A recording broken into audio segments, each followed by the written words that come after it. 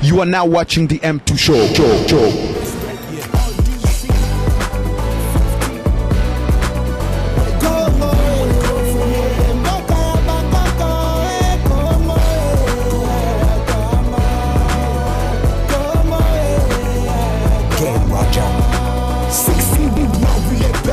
Back then, everybody just walked the street. No chanting and dancing, moving the heat and dip and dance. Cha-cha, don't lean, give a word about the next day and dip and dance. Cha-cha, don't got you, but all do you got, we pray. On the way, Congolese have lost their lives. Husband crying cause they lost their wives. People die so they can make things alright. Make sure you and I can sleep tonight. Enemy doesn't want you to see the light. That's why Inga doesn't even work at night. That's why Inga doesn't even work at night. Cause I think our kids should be bright. It's about time people go hand in hand. Go 50.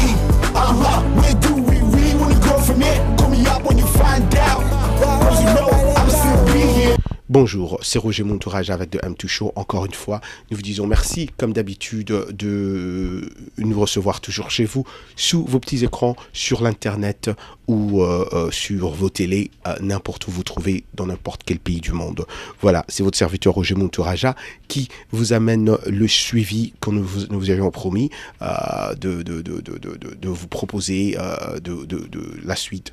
Nous vous avions promis de vous proposer le parcours ou la suite du séjour de monsieur Étienne Tshisekedi, le président de l'UDPS ici à Washington, dans la capitale des États-Unis. Et nous avions eu cette occasion ce matin d'aller l'interviewer dans son hôtel où il se prépare d'ailleurs pour un voyage vers le Canada demain après-midi.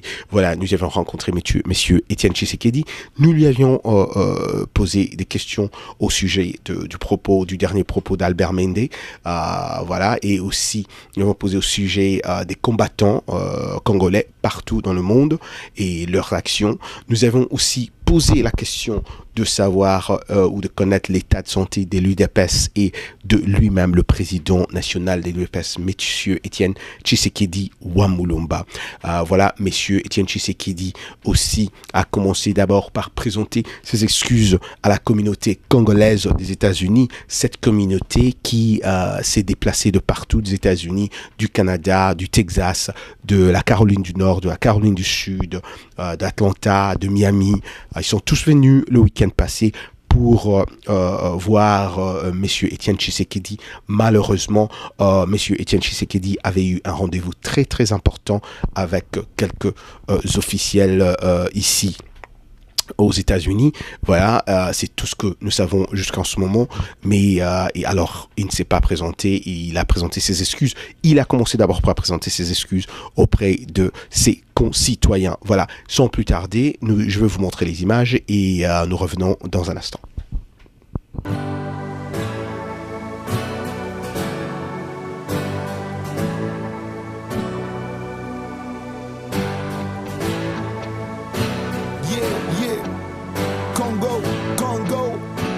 Baby. Yeah. RDC.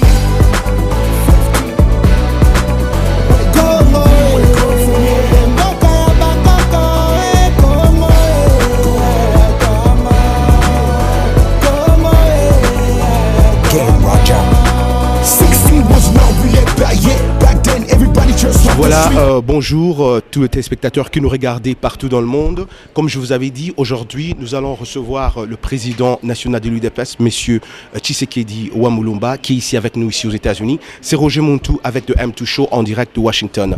Président, bonjour. Bonjour. Ça nous fait tellement plaisir de vous recevoir dans notre show qui est regardé par tous les membres de la communauté congolaise ici à Washington. Et ils sont tous contents de savoir que vous êtes ici. Oui, je suis très content de savoir ce que vous êtes en train de me dire. Oui. Je peux profiter de cette occasion. Il y a eu un rendez-vous manqué. Je peux profiter de cette occasion pour adresser un message à mes compatriotes qui habitent les États-Unis. Oui. Ce message est le suivant.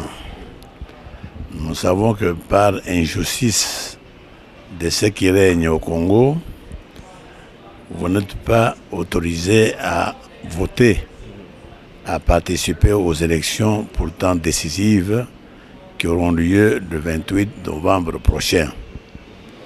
Mais je sais aussi que vous qui êtes ici, vous entretenez vos familles respectives au pays. C'est grâce à vous que ces familles survivent. Donc, vous pouvez, par leur canal, voter.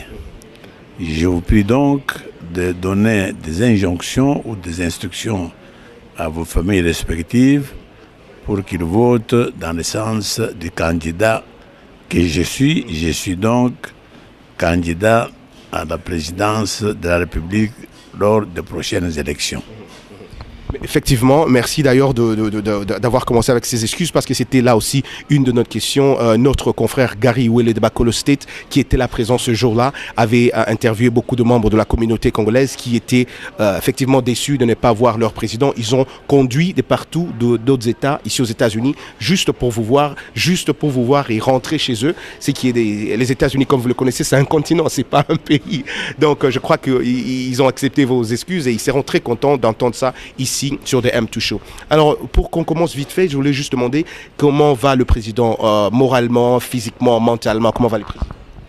Le président va très bien, moralement, physiquement et mentalement. Ça, c'est très bien. Et la santé du parti, de l'UDPS en général, tout va bien? La santé est très bonne, mais nous sommes en train de faire un grand travail parce que n'oubliez pas que depuis que les kabylistes sont au pouvoir, l'UDPS avait été complètement anéanti par le terrorisme intérieur qu'exerçait M. Kabila sur le pays. Donc c'est à mon retour le 8 décembre dernier que, le 8 décembre plutôt 2010, que nous avons pu commencer les activités du parti par organiser d'abord notre premier congrès et puis par prendre toutes les dispositions pour organiser le pays à travers la République, parce que comme vous savez, notre parti a des comités jusque dans les villages les plus reculés de la République. Donc ça nous a pris du temps, ça va nous prendre encore du temps. Mais nous allons tout faire pour être prêts lors des prochaines élections. Effectivement, voilà, très bien. Je crois que nos auditeurs sont en train d'entendre tout ça venant du président. Président, vous pouvez un peu nous dire quel était l'objet direct de votre visite ici aux États-Unis, plus précisément à Washington? Mais comme vous savez, nous devons toujours savoir compter avec la communauté internationale. C'est pour cette raison surtout que les organisateurs d'élections chez nous semblent décider encore une fois à tricher.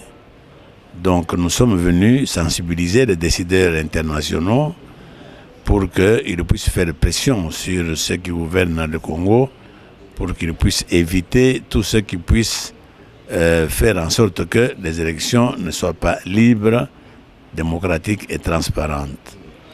Et j'ai commencé cette démarche depuis l'Europe. J'ai visité les autorités de la France, de la Belgique et de la Grande-Bretagne, et maintenant je suis ici.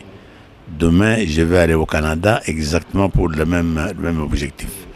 Parce que nous attachons une importance capitale à ces élections, parce que nous voulons enfin, une fois pour toutes, mettre sur pied l'état de droit pour lequel nous avons lutté pendant 30 ans. Et Monsieur Albert Mende, qui a traité de votre visite à l'étranger de ne pas être aussi important, disons que le combat se passe à Kinshasa, au Congo. Qu'est-ce que vous avez à lui dire? Mais ça, c'est notre philosophie à nous. Nous avons toujours dit que le combat est chez nous. Mende sait que son chef a été imposé par la communauté internationale. Si la communauté n'était pas intervenue, son chef ne serait pas là où il est.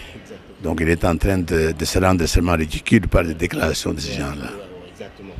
Président, une dernière question, on va laisser notre confrère aussi prendre le micro. Une dernière question, Président. Ces derniers temps, il y a ce mouvement des combattants partout dans le monde, les Congolais qui sont partout à l'étranger, qui sont en train de réclamer les droits des Congolais partout dans le monde. Sont traités de voyous pour certains et pour les autres des libérateurs, ils veulent libérer leur pays. Qu'est-ce que vous avez à dire comme opinion au sujet de ce mouvement-là des combattants? Le mouvement des combattants, je n'ai pas compris dans quel sens, ce mouvement qui fait quoi? C'est un mouvement, pour certains, ils leur traitent de violents, mais pour les autres, ils disent qu'ils sont en train de chercher de libérer le pays qui est dans la souffrance pendant des années. Et pendant ce temps, beaucoup, nous sommes sûrs que vous êtes informés, beaucoup d'artistes, de musiciens sont attaqués par les combattants qui ne veulent plus écouter de la musique des gens qui soutiennent le gouvernement en place. Qu'est-ce que vous avez alors? Ah oui, mais ça c'est tout simplement, ils expriment leur ras-le-bol de savoir ce qui se passe au Congo. Le pays est gouverné comme une jungle. Les Congolais sont traités comme des bêtes dans leur propre pays. Les droits de l'homme sont violés chaque jour. Et ce n'est pas de cette manière-là que les Congolais peuvent supporter ça. C'est ainsi qu'ils expriment leur ras-le-bol pour montrer leur volonté du rejet de ceux qui nous gouvernent actuellement et de remplacer ce gouvernement par une alternative crédible, par un leadership qui a la confiance du peuple congolais. Donc c'est tout à fait de leur droit. Nous comprenons ceux qui les traitent de tous les noms, c'est leur droit aussi d'exprimer leur opinion, mais qu'ils sachent qu'ils sont tout à fait en dehors de tout. Les Congolais, moi je les encourage à continuer à avoir cette conscience politique qui a manqué pendant longtemps et qui montre maintenant que le peuple congolais est arrivé à maturité pour pouvoir se prendre en main. Merci beaucoup, Monsieur le Président. Encore une fois, c'était Roger Muntu avec le M2 Show ici à Washington. Merci pour votre temps.